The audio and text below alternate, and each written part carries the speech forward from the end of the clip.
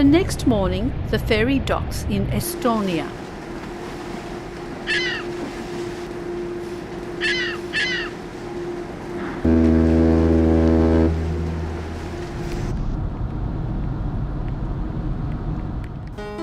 We spend the next few days in Latvia National Park. Tonight's simple pasta dinner is much appreciated.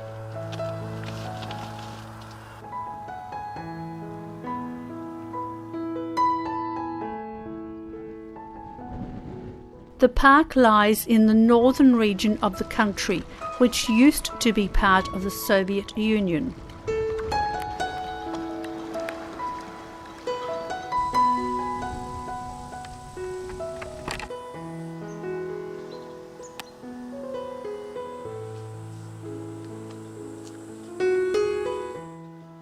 On our walk through the woods, we come across bunkers dating back to the Second World War.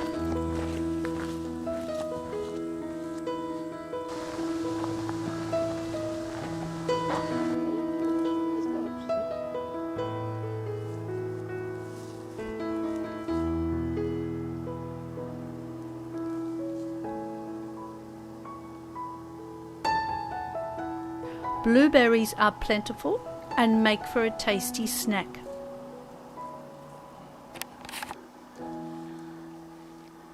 Yum!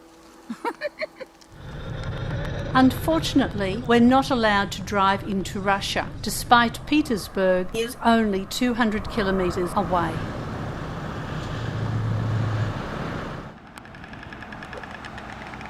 Latvia is often called Land of White Storks.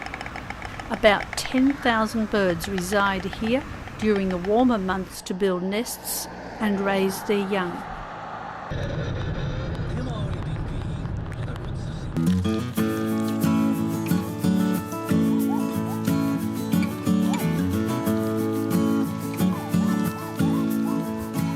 Our base for the next few days is in the caravan park in Cesis.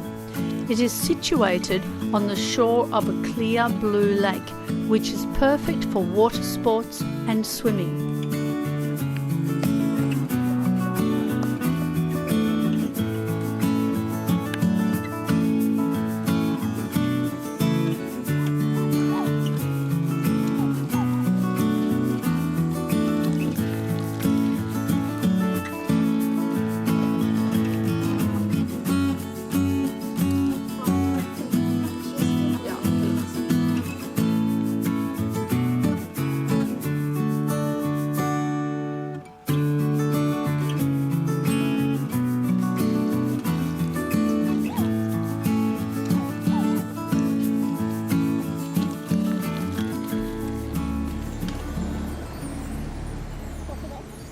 Cesis, the quaint medieval town, boasts many well-preserved historical buildings along cobblestone streets.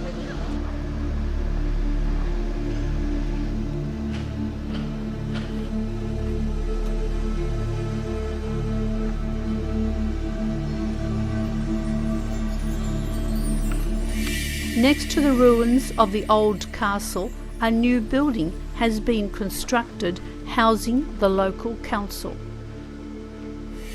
This figure of a monk is also called Old Man of Time.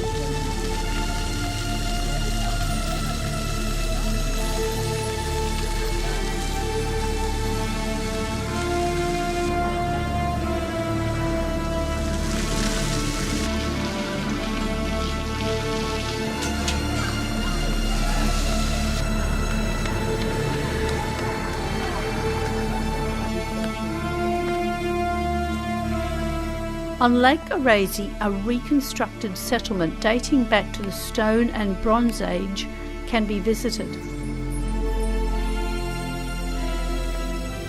It is on the exact site of the original dwelling, where thousands of artefacts have been discovered.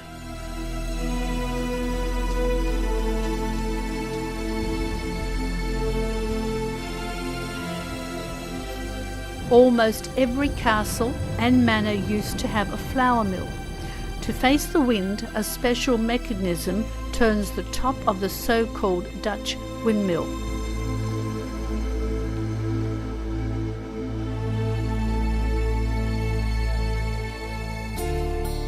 In Goya National Park, the nature trail leads through several large enclosures where species of the local wildlife can be spotted.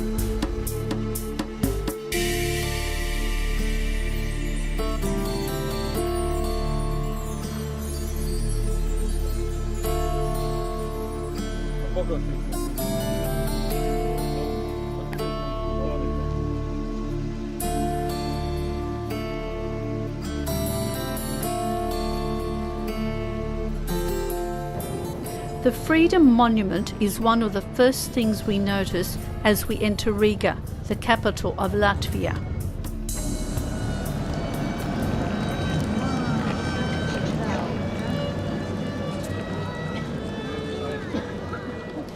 In its 800 years of turbulent history, everyone from German knights, Swedish kings and Soviet commissars have left their footprint. Almost 1/3 of the buildings in the centre of town are in the ornate Art Nouveau style. As a matter of fact, Riga has the highest concentration of this type of architecture anywhere in the world.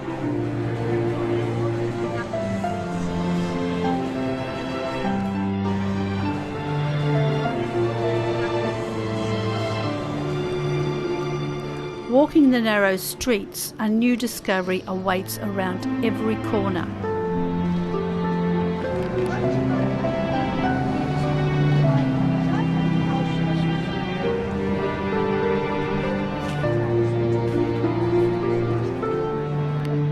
From the bell tower of St. Peter's Church, we get a bird's eye view of the town and its old centre.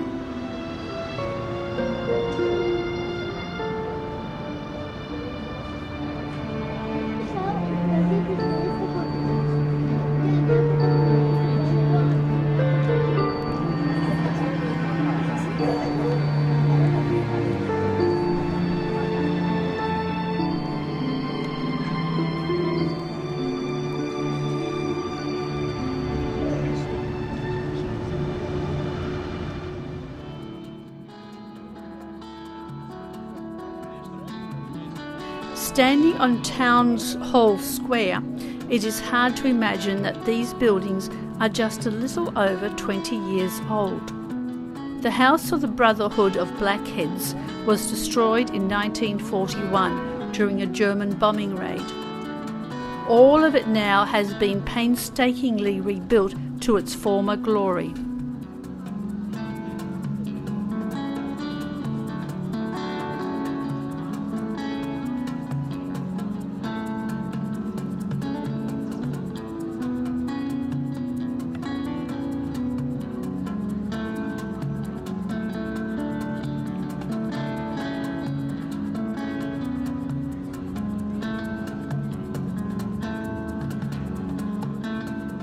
The so-called Three Brothers are the oldest complex of houses in Riga, dating back to the 15th and 16th century.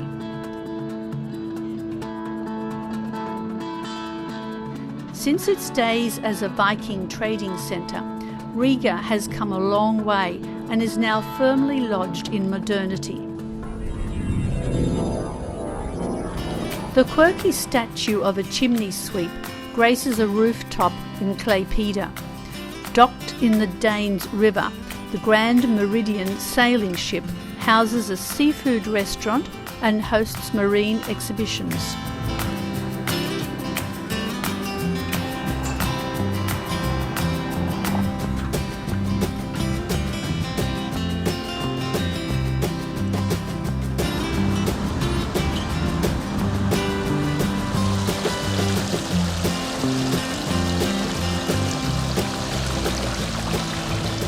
Klaipeda is also the gateway to the Curonian Spit.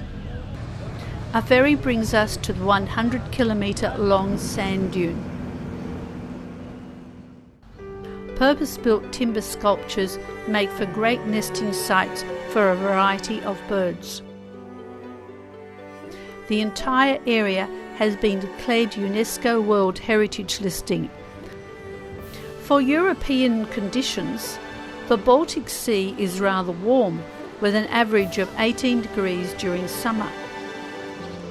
The grass snake crossing our path is harmless, like most species in Lithuania. For several small communities on the Spit, tourism forms the main source of income. Elaborate sand sculptures along the foreshore are remnants of a local festival and are now slowly eroding away.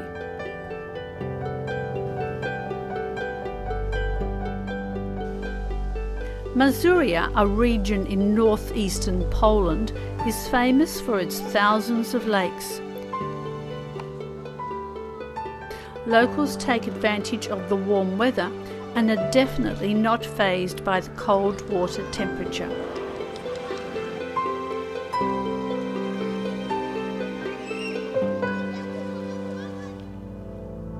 Today we forego camping and are enjoying a bit of luxury. Hotel Palace Ciemcino, the privately owned Baroque castle, stands in southern Pomerania. A formal stable complex has been converted into comfortable accommodation. The main building, however, is still under renovation.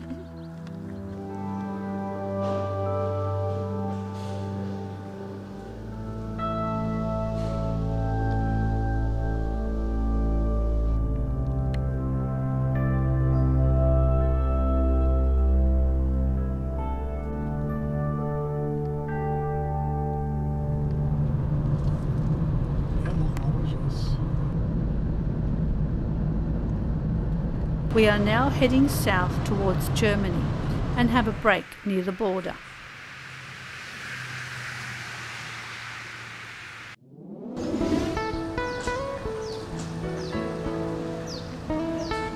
Amongst the abundance of ancient places Germany has to offer, Rudolstadt may not be as well known as many others.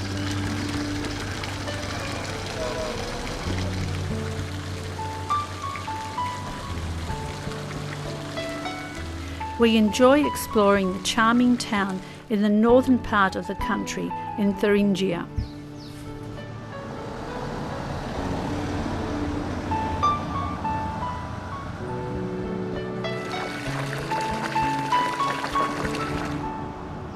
Notable people who used to reside and work here are composers like Franz Liszt, Richard Wagner and Niccolò Paganini.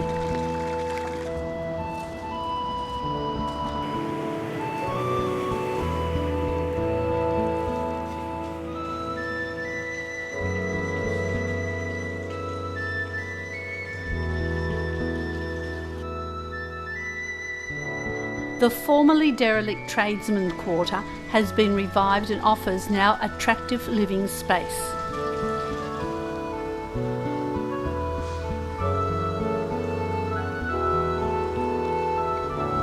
On some of the buildings we find quotes by Friedrich von Schiller, who also had connections to the town.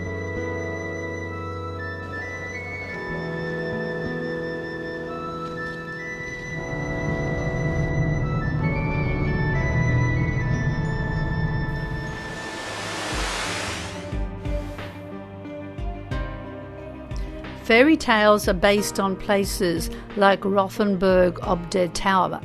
It is considered the most perfect walled city in Europe.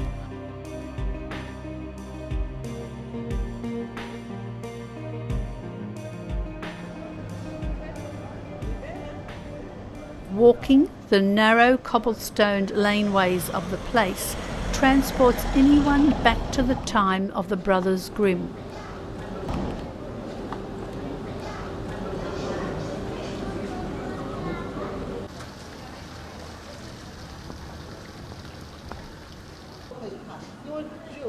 The medieval gem is located on the so-called romantic road in Bayern. So join us for a walk through this amazing 500-year-old town.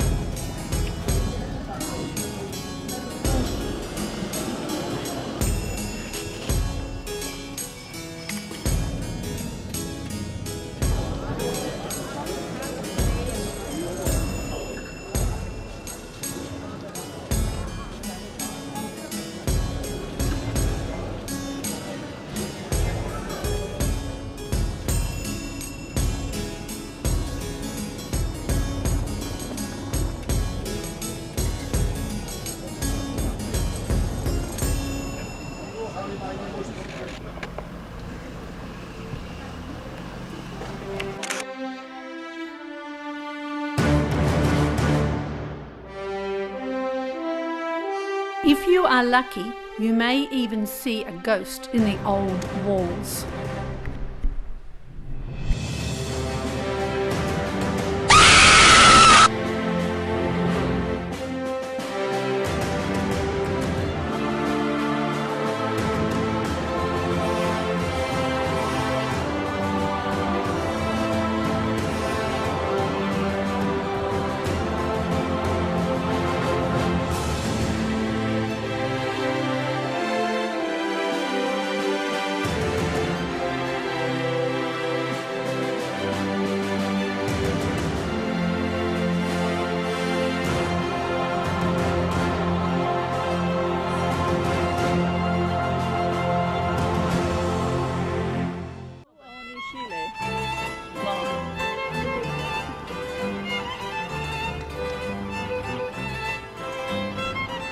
The Swiss Alps are and have always been a hiker's paradise. During carnival season, this type of costume is worn to chase away bad spirits.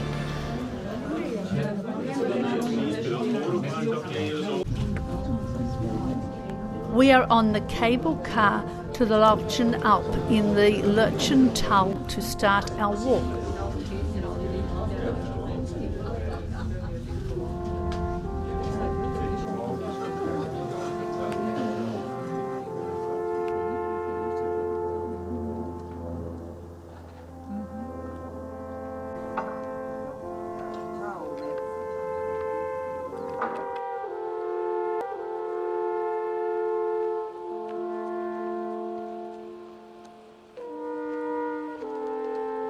It should take us about 3 hours walking time.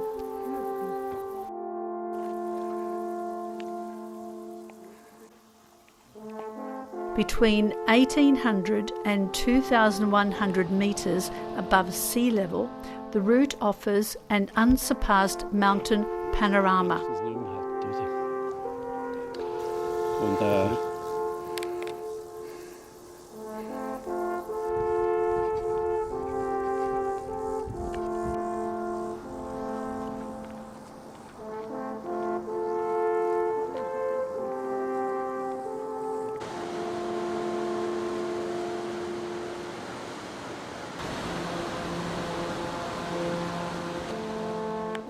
Halfway along, a lunch break is most welcome and enjoyed by all.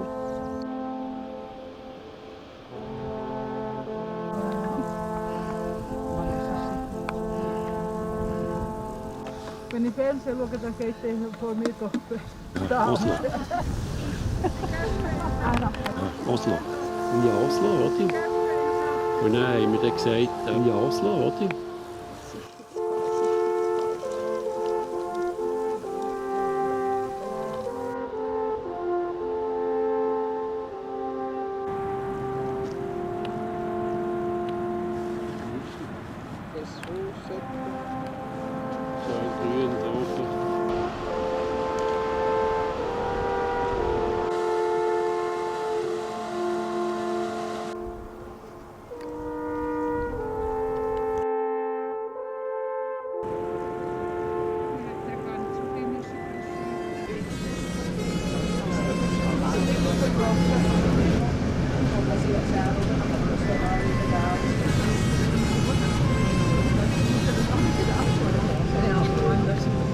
Beautiful weather, amazing scenery, and a lovely day spent with friends makes for a fitting finale to our European holiday.